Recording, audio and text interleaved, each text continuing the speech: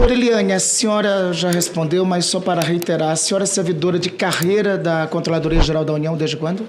2001, desculpa. 2011. 2001. 2001. Sempre atuou nessa área de benefícios? Não. Atuo na área de benefícios desde quando? Especificamente benefícios desde 2019, antes também benefícios, mas outras políticas na diretoria também. Formalizada 2019, Isso. não é isso? Quanto a essa vasta experiência sua nessa área, eu quero aqui reiterar meus respeitos à senhora, como técnica da CGU e à Controladoria Geral da União, como órgão, como já foi dito aqui anteriormente, inclusive por colega da oposição, como órgão do Estado brasileiro. Mas com essa sua experiência, e no caso dessa fraude especificamente, é possível afirmar que o número de ACTs evoluiu de modo normal ao longo do tempo, ou houve um crescimento anormal? E esse crescimento anormal, a partir de quando ocorreu?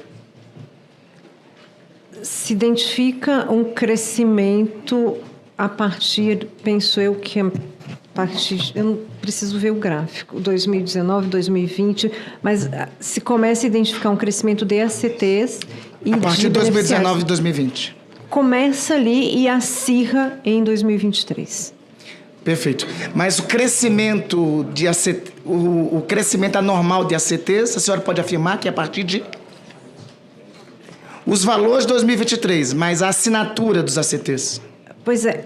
Eu não sei se eu consigo afirmar que é anormal. A gente tem um crescimento maior ou numa ascendência diferente do que era anteriormente. Deixa eu lhe perguntar, a auditoria que a senhora conduziu concluiu que esses ACTs firmados, que cresceram exponencialmente a partir de 2019, como a senhora acabou de afirmar, foram determinantes ao desenvolvimento do esquema de fraudes de entidades que não eram real. E eu acho que é importante, faço aqui as palavras da senadora Tereza, que ela destaca, a CONTAG é uma entidade tradicional, uma entidade de representação dos trabalhadores rurais, existe desde 1993, e tem entidades de fachada que são essas que a senhora destaca aqui, que foram firmadas, sobretudo, a partir de 2019 e 2020.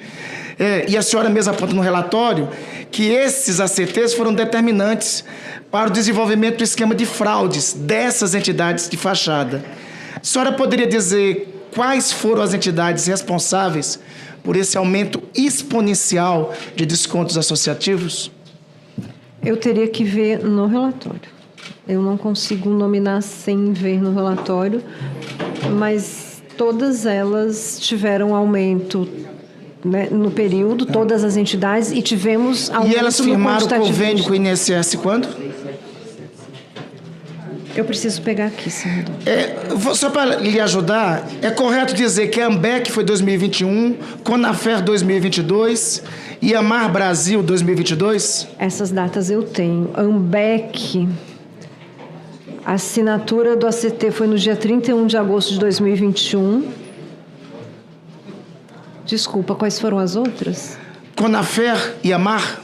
Conafer, a assinatura do ACT foi no dia 2 de junho de 2022. E a Mar Brasil, 9 de agosto de 2022. Em 2020, 2021, 2022, ocorreu suspensão de desconto? Ou a suspensão de desconto só ocorreu agora? A suspensão da totalidade dos descontos agora. Somente ocorreu agora. Não aconteceu em 2019, 2020, 2021? Teve a suspensão de 4 ACTs após... Que depois voltaram com o mesmo CNPJ e com outras entidades, não é isso? Após a recomendação do Ministério Público, dos 4, 2 retornaram. Eu não recordo dos outros 2 terem retornado. Perfeito. Deixa eu lhe perguntar sobre o seguinte. Segundo publicação do Diário Oficial da União, e a senhora também disse isso, já confirmou aqui, a senhora é diretora de Auditoria de Previdência e Benefícios desde 24 de janeiro de 2019. Isso. Ou seja, a senhora foi nomeada no início do governo anterior, claramente com cargo de Estado, para cumprir a sua função como técnica que a senhora é. Já foi dito aqui, inclusive, por um colega senador parlamentar de oposição, que o governo de transição entre 2018 e 2019 recebeu em seu gabinete peritos do INSS indicando que havia indícios de rombo de mais de 70 milhões com relação a aposentados. E que isso foi levado à transição do governo de Michel Temer para Jair Bolsonaro. Eu queria lhe perguntar, nesse período, a senhora assumiu a diretoria em 24 de janeiro de 2019. Houve alguma ordem ou algum pedido do governo de então para que a CGU fizesse alguma auditoria a partir dessa demanda? A senhora tem conhecimento? Não, mas eu queria só voltar um passinho atrás. Pois não. Essa diretoria da qual eu estou à frente hoje, neste cargo, 2019, mas ela foi uma transformação.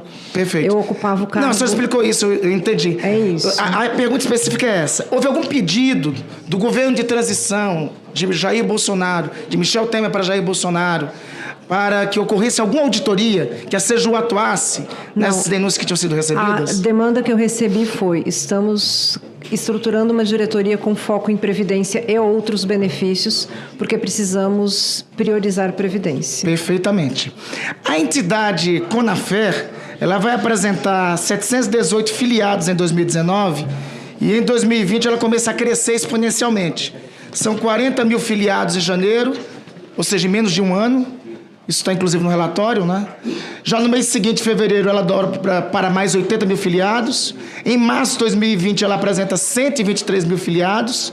Depois, a cada mês, ela cresce, saltando em setembro de 2020 para 276 mil filiados. E no final de 2022, chega ao impressionante número de 443 mil filiados. Eu acho que é importante destacar aí, nós não estamos falando da CONTAG, uma entidade que tem 40, 30 anos de história, que todo mundo, seja de direita ou de esquerda, sabe que não é uma entidade fantasma. Mas a entidade fantasma salta de 140 para 476 mil. Esses picos anômalos dessa entidade, durante esse ano, foi identificado pela CGU e houve alguma recomendação para a diretoria de benefícios do INSS de suspensão do ACT da Conafer?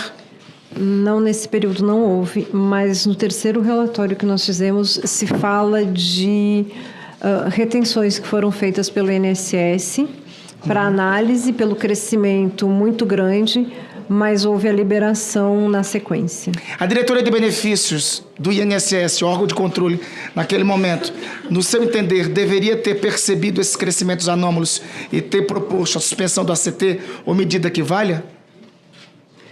Eu não recordo se eles chegaram a suspender o ACT. Eles fizeram a retenção dos repasses para a entidade num período. Mas depois voltaram? Retomaram. E não teve nenhuma suspensão de ACT? Não. Essas medidas, então, só ocorreram agora? Sim. Perfeito. E só para ilustrar, esse aqui é o gráfico, por exemplo, de uma das... Já foi apresentado aqui. Esse é o gráfico das entidades, o desconto das entidades e das assinaturas de contratos que ocorreram em 2021 e 2022. Vai perceber que há um salto das assinaturas de ACTs exatamente entre 2021 e 2022. Essa entidade Conafer foi denunciada por um servidor do INSS, se eu não me engano, em setembro, outubro de 2021.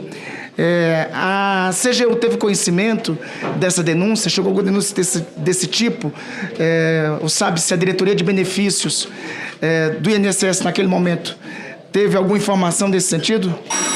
Eu só tive conhecimento recentemente, à época não.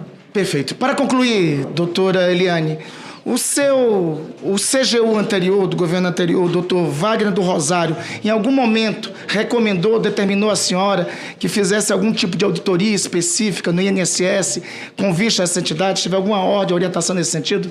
Não. Perfeito. Doutora Eliane, para concluir, a senhora não é o primeiro membro da Controladoria Geral da União que senta para depor em uma CPI. Um outro, nesse caso, o Controlador-Geral da União, sentou aí. Senadora Soraya lembra? Senhor Wagner do Rosário, CGU do governo anterior. Sabe por quê? Porque naquela época, nós diagnosticamos na CPI da Covid a fraude envolvendo a compra irregular de uma vacina, a vacina Covaxin, pela Precisa. E técnicos gabaritados, respeitados como a senhora, pediram a suspensão do contrato. E o senhor Wagner do Rosário hesitou e negou que o contrato fosse suspenso. E só foi suspenso depois, a parte da determinação da CPI da Covid.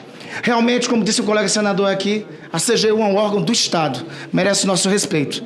Mas há diferença quando ela é coordenada e conduzida por agentes a serviço do Estado brasileiro e não de grupos políticos. Cumprimento a senhora e cumprimento a CGU pelo serviço feito. Agradeço, parabenizo o senador Randolfo pela fala e, salvo engano, senador, nessa mesma CPMI teve a confirmação, a comprovação de uma transferência do Camizotti no valor de 18 milhões de reais. Bem lembrado, presidente, bem lembrado. A questão da compra da vacina. Eu não estava aqui como parlamentar. Aguardamos o senhor Camizotti aqui como vigia e espera pela Aurora.